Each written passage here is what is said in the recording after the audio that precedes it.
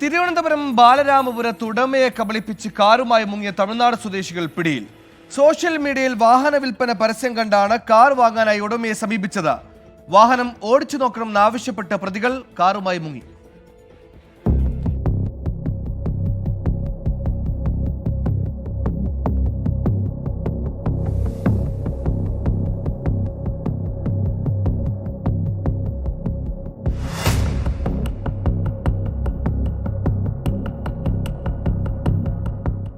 തമിഴ്നാട്ടിലെ പുട്ടക്കുഴി സ്വദേശി ഏഴിൽദാസ്, മൂവാറ്റുമുഖം സ്വദേശി മെൽബിൻ എന്നിവരെയാണ് സംഭവവുമായി ബന്ധപ്പെട്ട് ബാലരാമപുരം പോലീസ് പിടികൂടിയത്.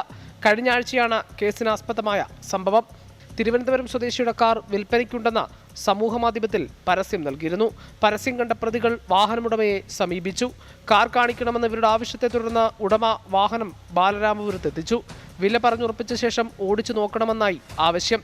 ഉടമയിൽ നിന്ന് താക്കോൽ വാങ്ങിയ പ്രതികളിൽ ഒരാൾ വാഹനവുമായി കടന്നു കളഞ്ഞു. കളിയിക്കാവിള ബാങ്കിലെത്തിയാൽ പണം നൽകാമെന്ന് പറഞ്ഞു വിശ്വസിപ്പിച്ച് ഉടമയെ കൂട്ടി രണ്ടാം പ്രതി ബസ് കയറി ബാങ്കിലെത്തി. തുടർന്ന് ഉടമയെ കബളിപ്പിച്ച് ഇയാളും മുങ്ങി. വാഹന ഉടമ മണിക്കൂറോളം കാത്തിരുന്നെങ്കിലും തിരികെ എത്താത്തതിനെ തുടർന്ന് പോലീസിൽ പരാതി നൽകുകയായിരുന്നു.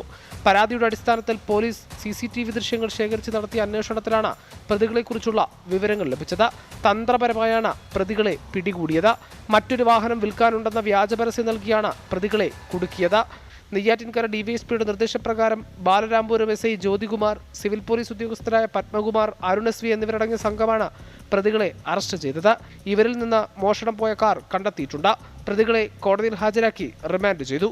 24 തിരുവനന്തപുരം.